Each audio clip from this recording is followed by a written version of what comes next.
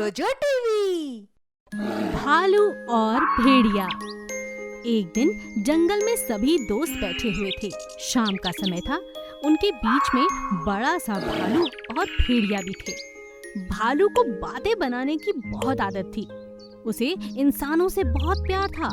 उसने अचानक इंसानों की बातें करनी शुरू कर दी और कहा, भाई मुझे तो इंसान बहुत अच्छे लगते हैं। इतने सुंदर, इतने प्यारे, बहुत ही अच्छे। अरे मेरी तो झट से इंसानों से यारी और दोस्ती हो जाती है। मन तो करता है उनके साथ ही रहूं। अरे कुछ तो मेरे ऐसे पक्के यार दोस्त बन चुके हैं जो इंसान हैं। मुझे अब उनसे डर नहीं लगता। वो मुझे छू भी सकते हैं, मुझसे बातें करते हैं। बहुत अच्छा लगता है उनसे बातें करके। भाई दोस्ती हो तो इंसानों से। वो लोग मेरे लिए बड़े अच्छे पकवान लाते हैं। कभी कभी तो जंगल में मिलने आ जाते हैं। पहले मैं एक सर्कस में काम करता था। वहाँ तो जैसे ही मैं मंच पर पहुँचता था ना, सीटियाँ, फूल मालाएं और तालियों से मेरा बहुत स्वागत होता था। क्या दिन थे वो। पर अच्छा हुआ मैं जंगल लौट आया। तुम दोस्तों की बड़ी याद आती थी। भालू की बातें सुनकर सभी जानवर बहुत हैरान थे। तभी बंदर ने पूछा, क्या तुमने कोई इंसान कभी नहीं खाया? बताओ हमें, हम जानना चाहते हैं। अरे कहाँ दोस्त, मैंने तो कभी किसी इंसान को छुआ तक नहीं। ओह, यही एक कमी है, कभी नहीं छुआ। भालू की बात सुनकर भेड़िया कहता है, अरे वाह, अभी तो बड़े गुणगान कर रहे थे इंसानों के। अब क्या हुआ? इंसानों के मरने के बाद उनकी इज्जत करने से अच्छा है उनके जिंदा रहते उनकी इज्जत करो। और तुम्हें क्या लगता है, क्या मरने के बाद किसी इंसान को खाओगे या नहीं? अगर खाया तो इसका मतलब तुम उनकी इज्जत नहीं करते, और अगर नहीं खाया और तुम्हारा दिल एक दोस्त के लिए वैसे ही रोया जैसा रोना चाहिए, तब इसका मतलब है कि तुम उनसे सच्चा प्यार करते हो।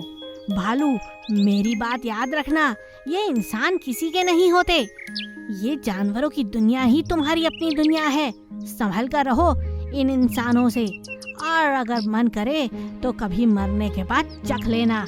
ये तुम्हारी दोस्ती यारी सब दिखावा है, मैं खूब समझता हूँ। भेड़िए की बात सुनकर भालू चुप होकर बैठ गया और सोचने लगा कि ऐसी नौबत आने पर वो क्या करेगा। उसे कुछ समझ नहीं आया। उसने अपने सर पर हाथ रखा और कहा, भाई मैं नहीं जानता ऐसी स्थिति में मैं क्या करूँगा जब मेरे सामने एक इंसान की लाश होगी। नहीं जानता, मैं नहीं बता सकता। मुझे माफ करो, यूं बड़ी बड़ी बातें करके तुम सबको बड़े परेशान कर दिया है। इस तरह भालू चुप हुआ और फिर बिल्ली की गप्पें शुरू हुई और बात बनती चली गई। एक बार लोमड़ी, हाथी, शेर और जंगली चूहा सैर करने के लिए निकल गए। वो चारों घूमते हुए जंगल से बहुत दूर पहुंच गए और रास्ता भूल गए। सामने बस एक नदी और पहाड़ी थी। ऊंचे पहाड़ों को देखकर वो चारों डर जाते हैं। अरे भाई, ये हम कहाँ आ गए हैं? ये अंधेरा और ये काली नदी, ऊपर से सामने ये विशाल पहाड़। ओए हो, खाने को कुछ भी नहीं दिख रहा और ना ही कुछ पीने के लिए। तभी लोमड़ी कहती है, बेवकूफ हाथी, इतनी बड़ी नदी में भरा पड़ा है पानी, जाकर पी सकते हो। तभी शेर कहता है, हाँ भाई, मुझे तो बहुत डर लग रहा है। खाने की तो मुझे कोई चिंता नहीं, पर ये जंगल तो बहुत भयानक लग रहा है। सुना है ऐसे जंगलों में भूत रहते हैं, बस उसी का डर लग रहा है। तभी लोमड़ी गुस्से में कहती है, क्यों शेर, तुम शेर हो ना, फिर क्यों डरते हो? और तुम्हें खाने की चिंता क्यों नहीं? बोलो। अरे मुझे भूख लगी तो तुम दोनों हो ना, मैं तो तुम्हें खा ही लूंगा। हाँ, तुम दोनों मतलब क्या कह रहे हो? हमें ही खा जाओगे? कैसे दोस्त हो तुम? अरे हाथी भाई, मैं तुम्हें नहीं कह रहा, मैं तो लोमड़ी और चूहे को कह रहा हूँ। चूहा बहुत ही समझदार था। वो चुपचाप उन तीनों की बातें सुनता रहा और फिर कहा, अब तीनों जानवर मेरी बात सुनो। मैं चाहूँ तो 1 मिनट में इस पहाड़ी को पार कर लूंगा, पर मैं तुम्हारी मदद के लिए तुम्हारे साथ रुक गया हूँ।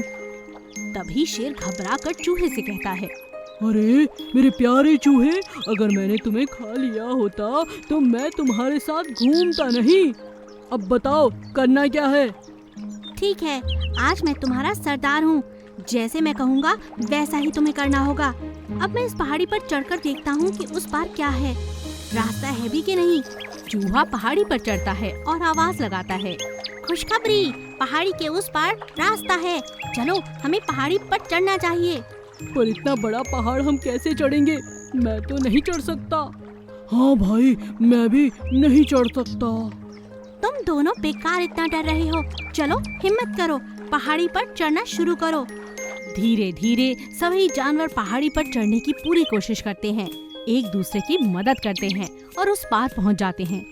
लेकिन सामने एक और घना जंगल मिलता है। एक दूसरे की मदद से वो जंगल भी पार कर लेते हैं और फिर उन्हें अपने जंगल का रास्ता दिख जाता है। अरे वो देखो, वो रहा हमारा जंगल। हाँ, मिल गया। चारों बहुत खुश हो जाते हैं, एक दूसरे को गले लगा लेते हैं और खुशी खुशी अपने जंगल वापस लौट जाते हैं और मिलकर नन्हे चूहे की खूब तारीफ करते हैं, क्योंकि नन्हा चूहा उन्हें वापस उनके घर जो ले आया था। तोता और मछली। एक जंगल में एक बहुत बड़ी नदी थी। उस नदी के पास एक बहुत बड़ा आम का पेड़ था। उस पेड़ पर तोता, तोती और उसके 2 बच्चे रहा करते थे। नदी में रहने वाली सभी मछलियों की तोता और तोती के साथ दोस्ती थी। मछलियाँ तोता तोती को नदी से पानी पिलाती थीं और तोता तोती उन्हें आम के पेड़ से आम खाने के लिए दिया करते थे। एक दिन एक लाल मछली ने तोते से कहा, तुम कितने अच्छे हो, तुम हमें रोज पेड़ से आम खाने के लिए देते हो। तुम भी तो कितनी अच्छी हो, तुम हमें नदी का साफ सुथरा पानी पिलाती हो। अब हम सब एक परिवार हो चुके हैं। लेकिन लाल मछली तोती को बिल्कुल पसंद नहीं करती थी। उसे सिर्फ तोते से बात करना अच्छा लगता था। उधर से तोती उड़ती हुई आती है और कहती है, हाँ बहन, हम सब एक परिवार ही तो है और तुम खुद ही इतनी अच्छी हो। लाल मछली तोती को कुछ जवाब नहीं देती और मुंह बनाकर चली जाती है। एक दिन जंगल की नदी पर कुछ मछुआरे मछलियाँ पकड़ने आते हैं। हाँ, ये जगह ठीक लगती है। यहाँ आम का पेड़ भी है और यहाँ मछलियाँ भी ज्यादा दिख रही हैं। जाल बिछाकर पहले आम खाता हूँ और फिर आराम से पेड़ के नीचे बैठकर आराम करूँगा। जाल में मछलियाँ भी फंस जाएंगी। पेड़ पर तोती थी, वो ये बातें सुन लेती है। अरे ये क्या, इस मछुआरे ने तो नदी पर जाल डाल दिया है। अब तो इन सारी मछलियों की जान खतरे में है। मुझे तो कुछ करना होगा। तोती लगातार मछलियों को आवाज लगाती है, लाल मछलियों, ओ लाल मछली, कहाँ हो तुम सब? सारी मछलियाँ तोती के पास जाने लगती हैं, पर लाल मछली अपने घमंड में ही रहती है। हाँ, इस तोती की क्यों सुनूं? ये तो मुझे पसंद ही नहीं, इसकी आवाज भी मुझे पसंद नहीं। तभी तोती परेशान होकर तोते के पास जाती है और सारी बात बताती है। चलो चलो, हमें उसकी मदद करनी चाहिए। मैंने तो बहुत आवाज लगाई, लेकिन लाल मछली नहीं सुनती। कोई बात नहीं, मैं आवाज लगाता हूँ। लाल मछली, ओ लाल मछली, तुम सबकी जान खतरे में है। तुम नदी के दूसरी तरफ चली जाओ। ठीक है, ठीक है। लाल मछली सुन लेती है। सारी मछलियाँ नदी की दूसरी ओर चली जाती हैं और तोता तोती मिलकर मछुआरे का सारा जाल काट देते हैं। जब मछुआरा आता है और देखता है कि उसका सारा जाल कट चुका है, तो वो चुपचाप अपने घर चला जाता है। मछलियों की जान बच जाती है। अब सारी मछलियाँ इधर से चली गई, मछुआरा भी चला गया। तभी लाल मछली आती है और कहती है, धन्यवाद तोते, तुमने हमारी जान बचाई। धन्यवाद मेरा नहीं, तुम्हें तो तोती का करना चाहिए। मुझे वो ही बुला कर लाई, तुमने तो उसकी आवाज ही नहीं सुनी। लाल मछली को अपनी गलती का एहसास होता है। अब वो हमेशा तोती को पसंद करने लगती है और उनकी अच्छी दोस्ती हो जाती है। मुर्गी का फार्म हाउस।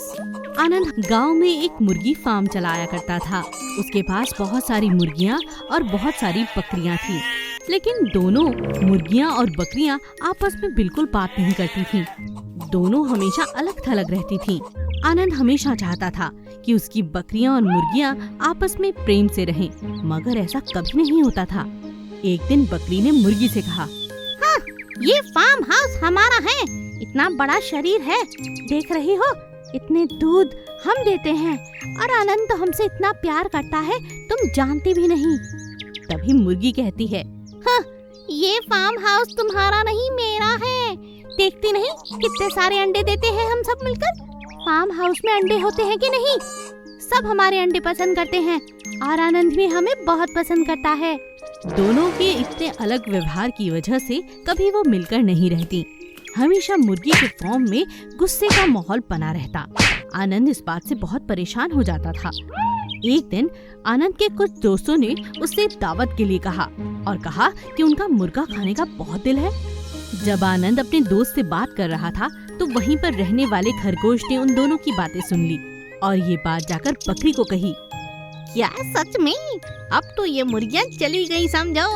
अब तो ये पूरा फार्म हाउस मेरा होगा। ये वैसे भी बहुत घमंड करती थी, मुझे जरा भी पसंद नहीं। दावत का दिन नजदीक आता है। सभी मुर्गियाँ गानों की आवाज पर खूब थिरकती हैं, खूब नाचती हैं। वो ये नहीं जानती कि आज की दावत भी उन्हें ही पकाकर खाया जाएगा। बकरी भी इस बात से बहुत खुश थी। आज तो मेरा सपना पूरा हो जाएगा। ये सारी मुर्गियाँ मर जाएंगी और मैं यहाँ की रानी बनकर रहूंगी। खरगोश वहाँ आकर बकरी से कहता है, तुम्हें इस तरह खुश नहीं होना चाहिए। आज इन मुर्गियों की बारी है, मुर्गों की बारी है, लेकिन कल तुम्हारी भी तो हो सकती है। आनंद अगर इन्हें मारकर खा सकता है तो क्या तुम्हें नहीं मार सकता? यह बात सुनकर बकरी को होश आता है। अरे सच में, अपने घमंड और बदला लेने की भावना के कारण ये बात तो मैं भूल ही गई। ये मैं क्या करने जा रही हूँ? बकरी तुरंत मुर्गी के पास जाती है और सारी बात बताती है। हमें हमेशा प्यार से रहना चाहिए। तुम कहो तो हम सब मिलकर आनंद से बात करते हैं। मुर्गियाँ बकरियाँ मिलकर आनंद के पास जाती हैं और बात करती हैं।